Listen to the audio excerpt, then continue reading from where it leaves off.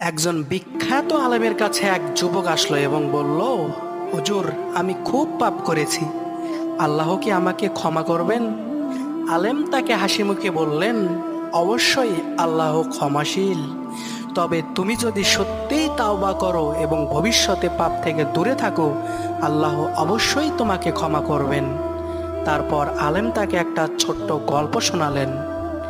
এক গ্রামে একজন লোক ছিল যে তার জীবনের অধিকাংশ সময়ই পাপ করে কাটিয়েছে, কিন্তু মৃত্যুর আগে সে আল্লাহর কাছে তাওবা করলো এবং ভালো কাজ করার সংকল্প করলো।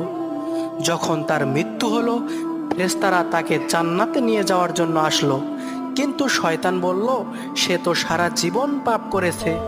ফেরেশতারা উত্তর দিল, তবে শেষ জীবনে সে তাওবা করেছে আর আল্লাহ সেই তাওবা কবুল করেছেন।